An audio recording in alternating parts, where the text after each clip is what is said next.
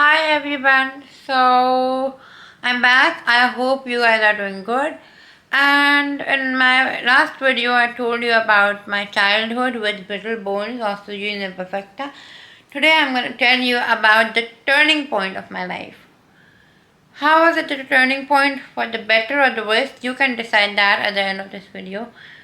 So to begin with, around 11 years ago or so,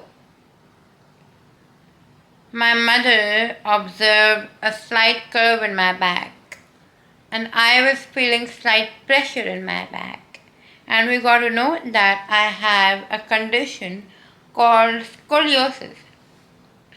On further medical tests, we got to know that scoliosis is not the only thing I have. I also have a syrinx in my spinal cord.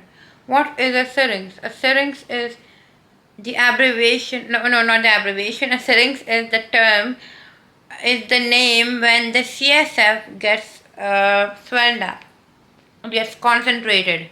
What is the CSF? The CSF is the abbreviation for cerebrospinal fluid. Now, what is the CSF actually? It is a liquid which flows in your brain and your spinal cord like it is in your central nervous system, and it provides nutrition to your brain and it helps in the functioning of your body parts. So it was getting clogged in my spinal cord, and that was called a syrinx. What was happening because of the syrinx? Because of the syrinx, within a few months, my fingers started getting numb, my toes started getting numb, the right side of my ribs started getting numb. It was because I had an underlying genetic condition, another genetic condition called Basilar Invagination, also known as BI. Now, what is BI? BI is, in simple words, it is when the bone on which your brain is resting, the angle is not correct. Like in any person, the normal angle should be slanting around 45 degrees. Mine was not slanting, it was totally straight. And because of being totally straight, it was impinging my spinal cord, and that was blocking, like that was impinging. This is the spinal cord, this is the bone. It was impinging in the spinal cord, due to which जो अंदर CSF flow है, the liquid inside the spinal cord called the CSF was getting blocked, and as a result it was getting swelled up, and the flow of the CSF was being restricted. And like I told you, the normal angle of the bone on which the brain rests, let me also tell you the normal curve of the spinal cord. The normal curve of any human being of their spine is supposed to be around 12 degrees. Mine was already 30 degrees when we got to know that I am having scoliosis, which is the curvature of the spine. So coming back to the BI, I had to get operated for it. Otherwise, the numbness would be increasing day by day, and God knows what other consequences there would come along. So, in order to get operated for the curve of my spine, first this problem had to be addressed. So I got operated for the syrinx. Not once, but twice, because nothing has always been a smooth road for me. And in my first surgery, there was no negative consequence, although it was very risky. Anything which has to do with the brain is always very risky. But there was no positive outcome of it. It was kind of a failure. In that surgery, the neurosurgeon scraped off some bone, hoping that the syrinx would get dissolved, but it did not. So in the second surgery, that was more invasive, and my mother told me later on that the surgeon came out of the theater and asked her which method should I go with, and my mother was like, what would you do if it was your daughter? Okay, melodramatic, but kind of cute.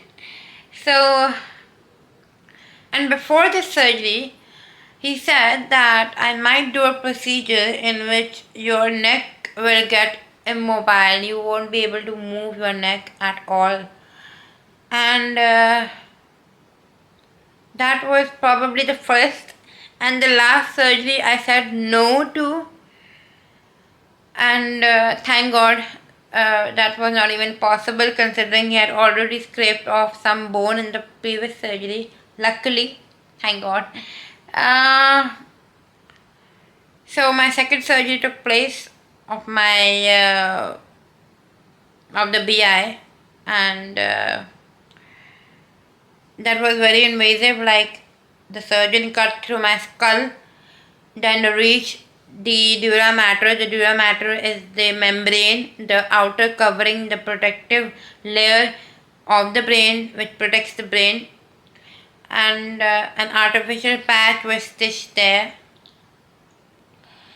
And yeah, this is it. So it was apparently a successful surgery, and it was understood that the syrinx would get resolved within some time. But when I came home, something happened which none of us saw coming. Within a few days, I started losing strength. I became so weak that I was unable to hold my mobile. When I used to, it used to fall on my nose. Ouch. I was unable to eat anything because I was unable to swallow anything, not even water. I was unable to sit, balance on my own, and eventually I started having a double vision, a blurred vision. And I still remember my father telling me later that when I took you to the ENT, I thought you were gone because I was in a vegetable state. And even the neurosurgeon did not have any explanation for it, but he said that it was a complication, not a complication, but a consequence of the second surgery because the Dura Mater was addressed and the brain is a very complicated thing and all. So that vegetable state was very traumatizing for my parents, especially I would say. My mother, she didn't watch television because she was like, Aneesha would feel bad. And I did not even have the strength to drink water from the straw. I was unsure. So anyhow, that period, it was over within a week. A week which felt like a year. It was never ending.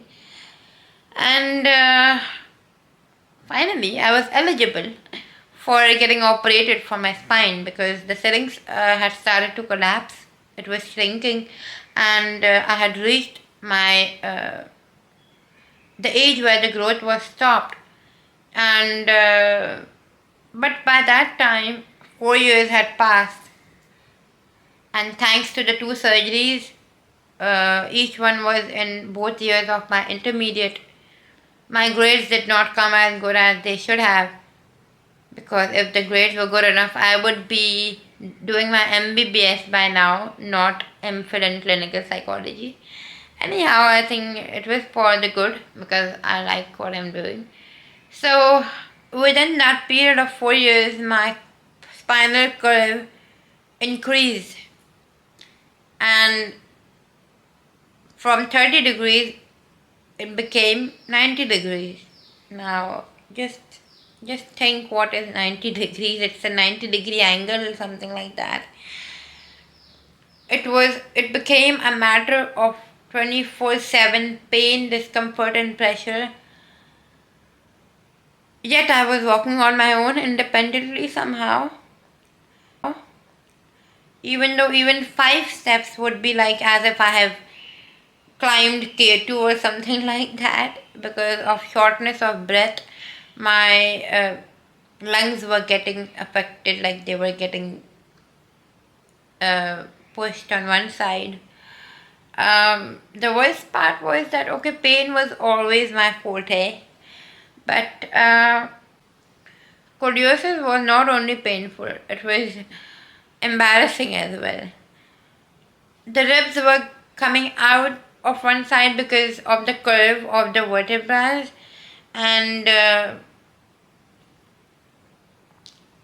any shirt would look bad on me. Anything, whether it was loose, fitted to bilkul, it's out of question. So, one, osteogenes, something I had accepted as my fate. Now on top of that, after 2 brain surgeries, dealing with scoliosis meanwhile, let me add my pure disclaimer that this was not the turning point of my life. The turning point of my life is still yet to be told, and now I'm telling you.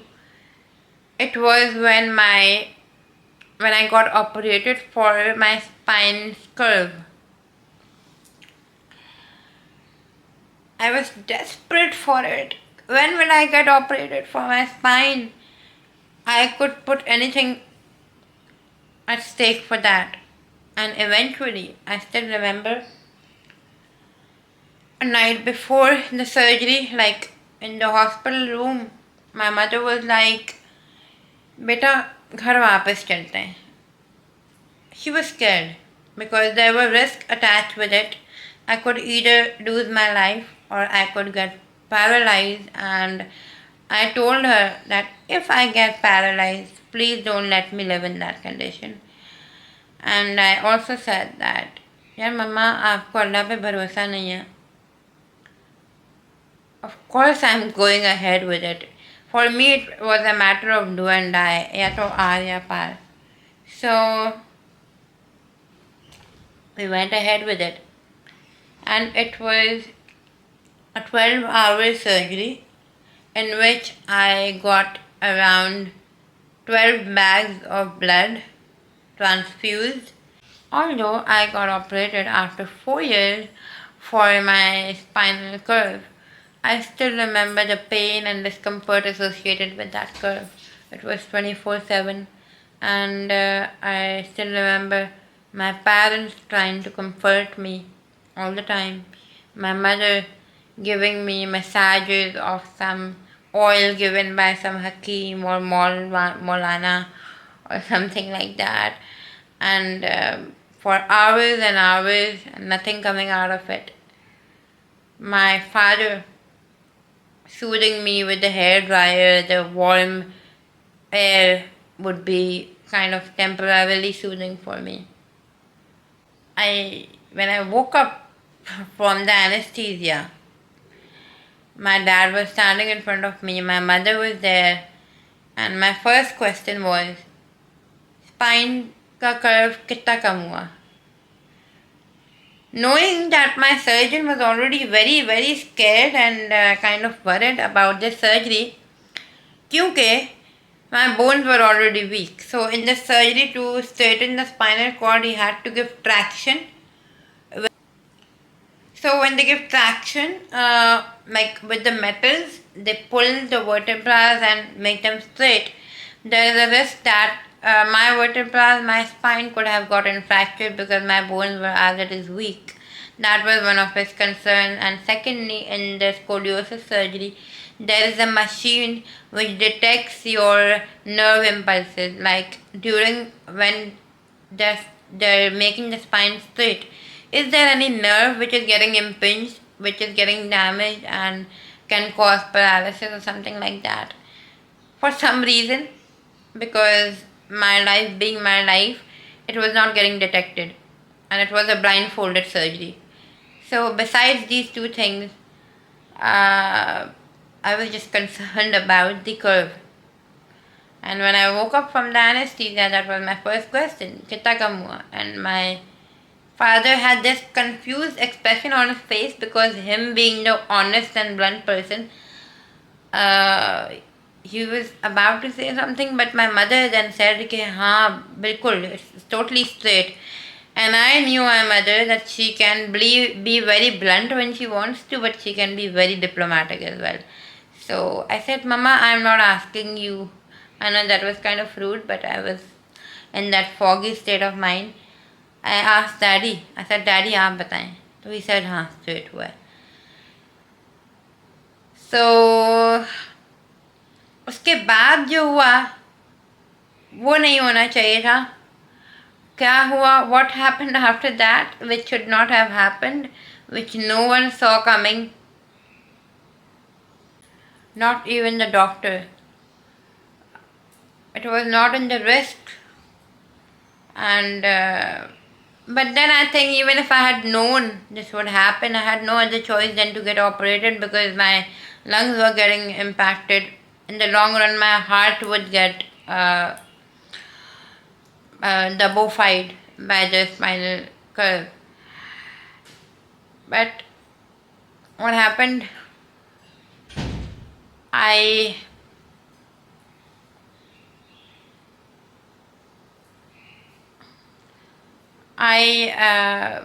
became unable to walk on my own.